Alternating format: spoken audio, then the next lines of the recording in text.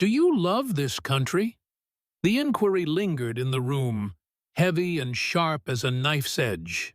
Speaker Mike Johnson stood firmly at the elevated podium rather than the lower witness table. On the wooden surface before him rested his personal Bible and a pocket constitution. His voice remained steady, lacking any anger or hostility, holding only the weight of moral authority. Ilhan Omar sat beneath him at the witness station, a rare sight for a sitting legislator in modern history. Her attire was impeccable, yet her expression transitioned from defiance to visible uncertainty. She had weathered previous storms, including accusations of prejudice and controversies regarding her personal history. The media had frequently shielded her, and her party had consistently rallied to her defense. However, this specific inquiry, simple and direct, seemed to pierce through those defenses. The committee chamber was filled to capacity, with families of 9/11 victims seated in the front row. Beside them sat survivors of the Holocaust and Somali American refugees displaying American flag pins. Cameras were positioned at every angle, broadcasting the event to a watchful nation. Omar parted her lips to speak, hesitated, and then closed them again without uttering a sound. Johnson's demeanor remained patient and gentle, resembling an educator waiting for a pupil to respond. The silence extended for several seconds, stretching the tension in the room to a breaking point. She finally stammered that the issue was not so simple, but Johnson corrected her immediately. He stated that it was indeed that simple, his tone remaining calm and measured.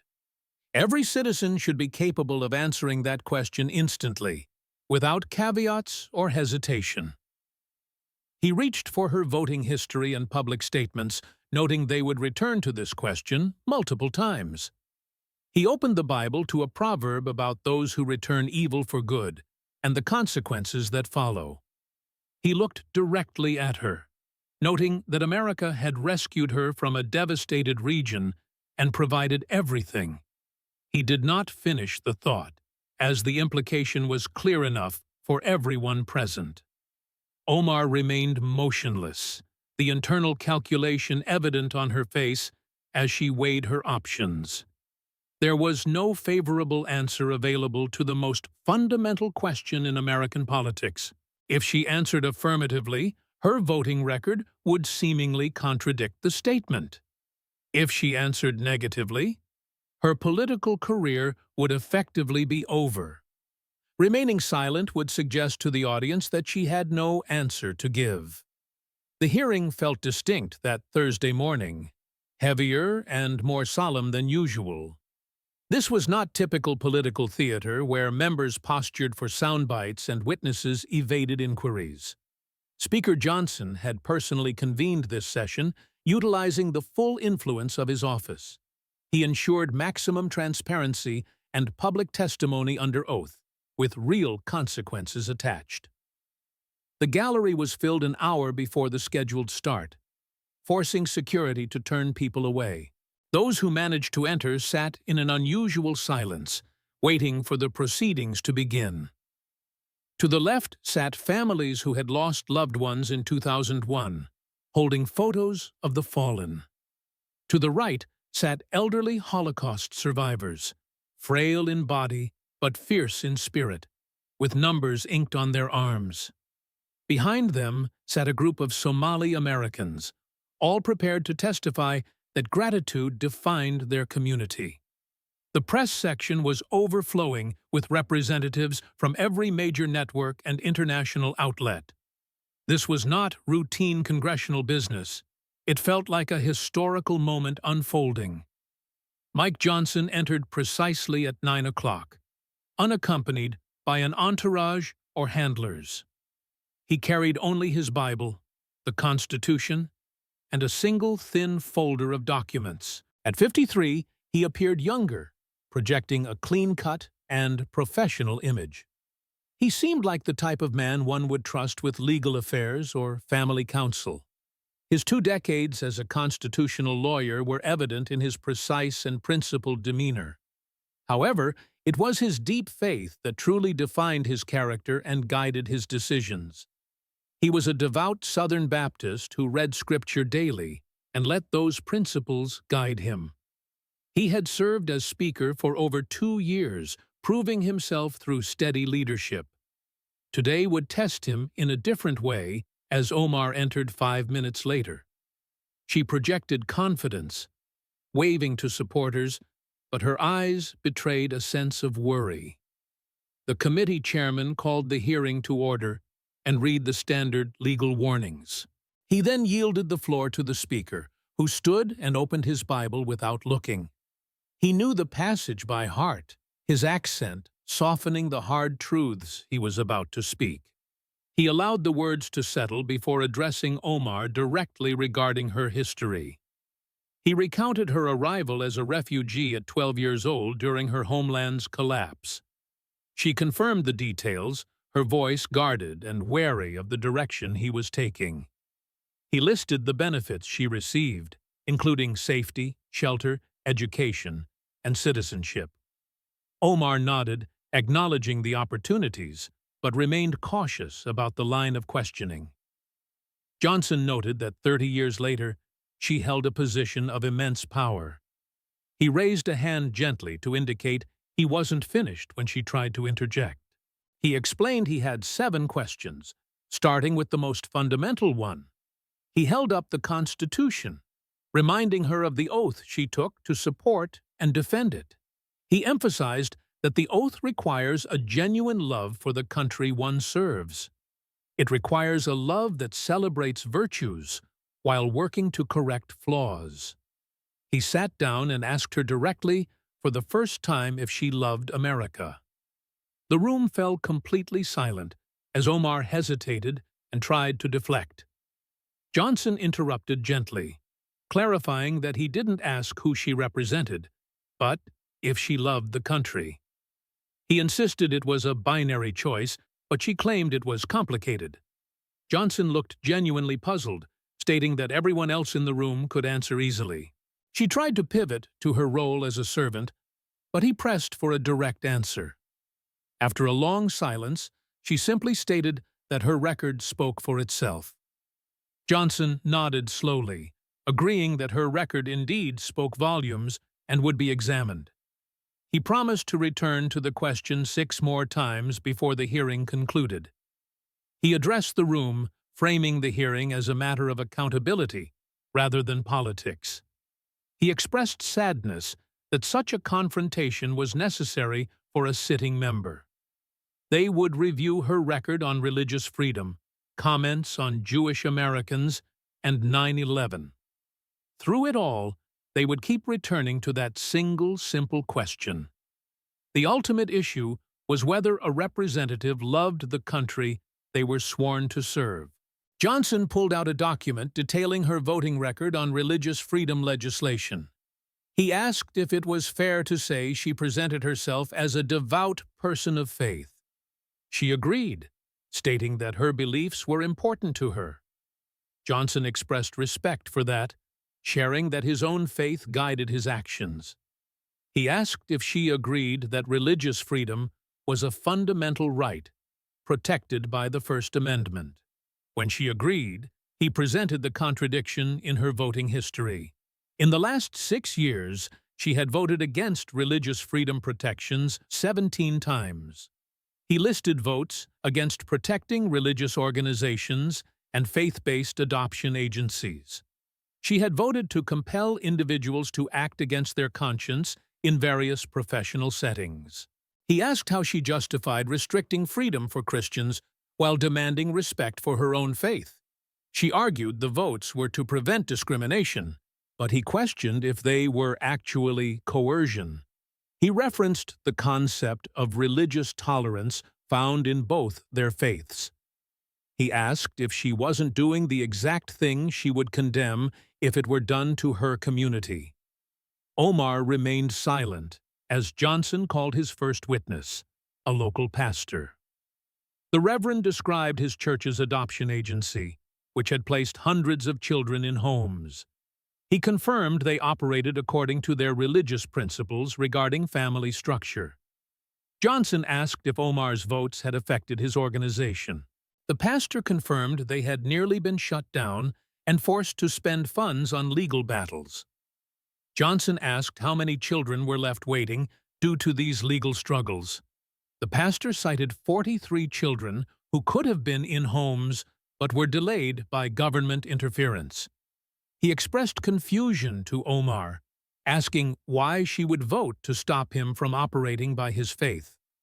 Omar attempted to respond about equality, but Johnson interrupted gently. He pointed out that secular agencies existed for everyone else, so no one was denied service. He asked why the pastor should be forced to violate his conscience when other options existed. Omar had no sufficient answer, and Johnson returned to the Constitution. He stated that the First Amendment protects all faiths, not just those she agreed with. He asked her for the second time if she loved America, given her voting record. She tried to argue that religious principles shouldn't excuse discrimination. Johnson countered that it was a matter of conscience, the same concept she claimed to value. He highlighted the hypocrisy of demanding respect while voting to restrict others. He called a former teacher who had lost her job at a religious school due to violating its code. The woman explained she understood the school's right to uphold its beliefs and found work elsewhere. She respected their freedom even though she disagreed with their specific stance. Johnson pointed out that this woman extended respect that Omar refused to give. He accused Omar of believing in freedom only for her own religion, not for others. He stood up, stating that in America, different faiths are protected by the same Constitution. He asked her for the third time if she loved America, noting that true love includes freedom for all. The audience shifted uncomfortably as Johnson's points landed effectively. He opened his Bible again, reading a verse about mercy and judgment. He stated she had shown no mercy to those trying to live out their faith. He expressed disappointment that she could not answer the simple question of loving her country. The witness was excused, and the voting record was entered into the official log. Johnson moved on to the next section regarding her statements about Jewish Americans. He established a biblical framework regarding the treatment of the Jewish people.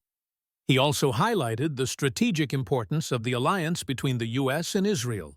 He placed both the Bible and Constitution on the table as the foundation for his inquiry. He questioned if her attacks on Israel violated both biblical principles and constitutional duties.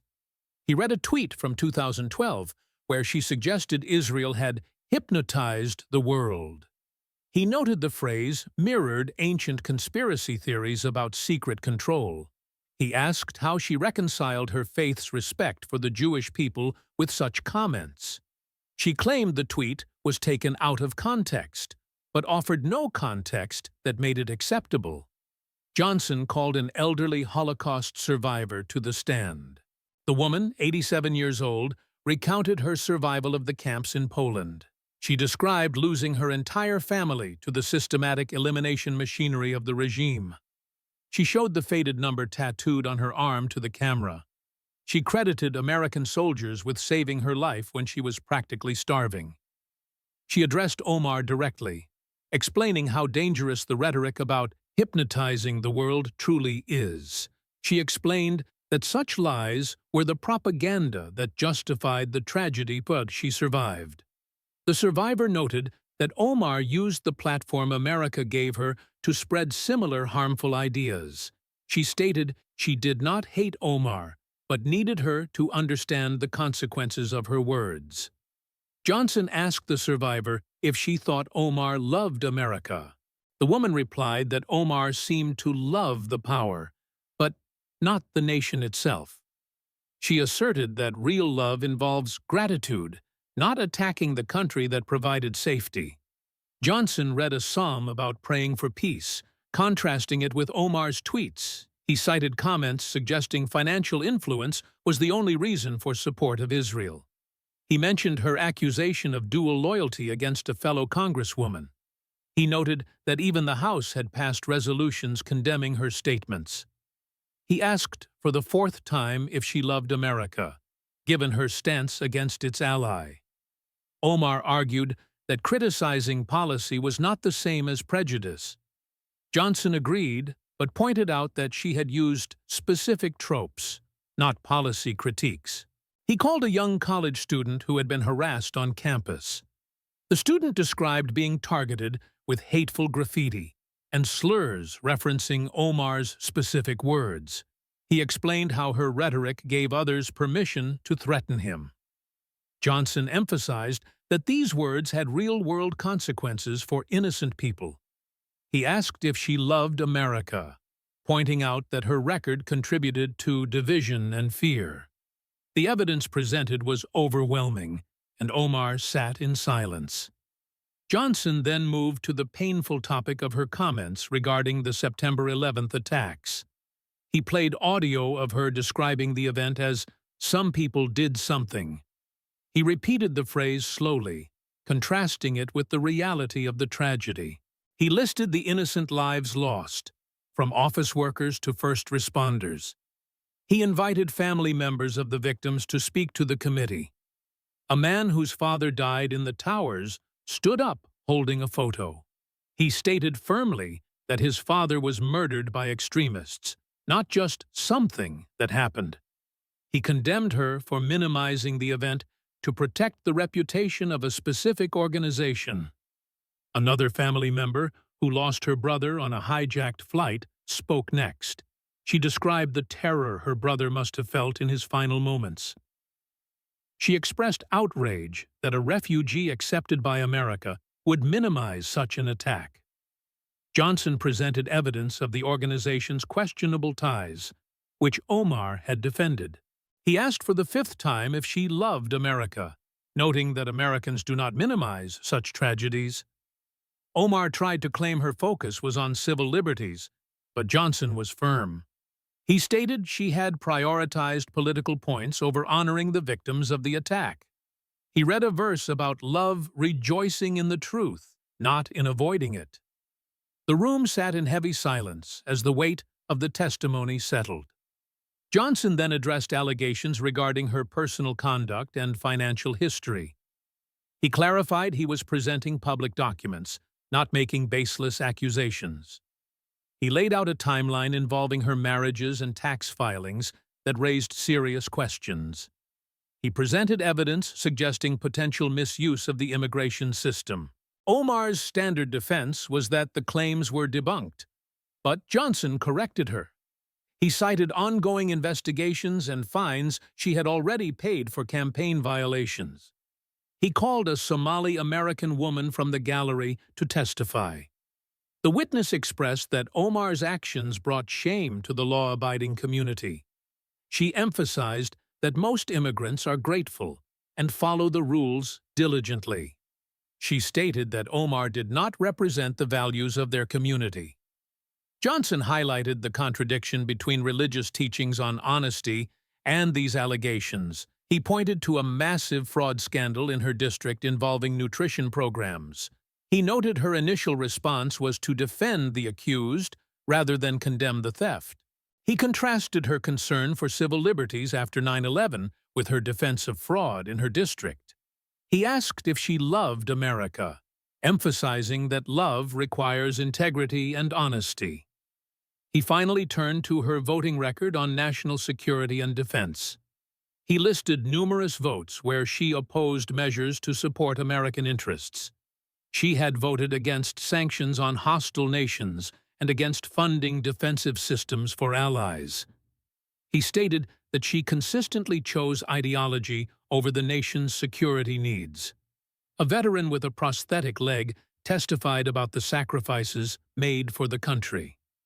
He expressed that her voting record dishonored the service of those who fought for freedom. He asked what she had sacrificed compared to what she had been given. Johnson then quoted a statement where she compared the U.S. to terrorist organizations. He expressed deep pain that she would equate the nation that saved her with such groups. He asserted that, while America is not perfect, it is fundamentally different from oppressive regimes.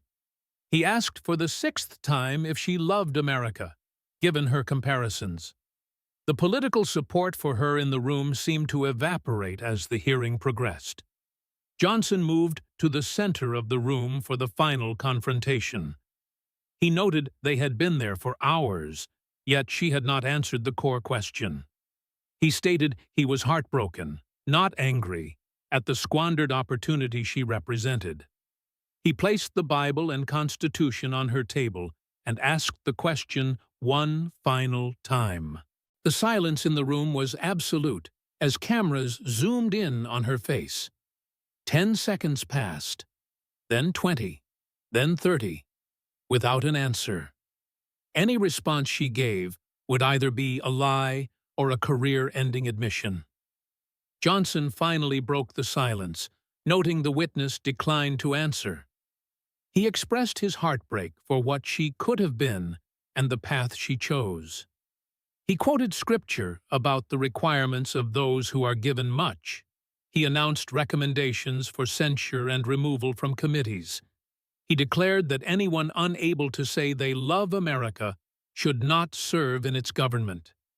He concluded the hearing with a prayer that she would one day find gratitude. The video of her silence went viral immediately, becoming a cultural phenomenon. The question, "Do you love America?" became a litmus test for politicians across the country. Omar faced severe political consequences, losing her committee assignments and facing primary challengers. The speaker's calm, principled approach was praised as a model for leadership. He maintained that the hearing was about standards and accountability, not personal animosity. In an interview months later, Johnson reflected on the necessity of the confrontation. He emphasized that public service requires a public love for the country. He shared a letter from a widow, thanking him for honoring the victims of 9/11. He concluded that America is worth loving and defending with genuine devotion. The lesson was clear. If one cannot answer that simple question, they should not represent the people.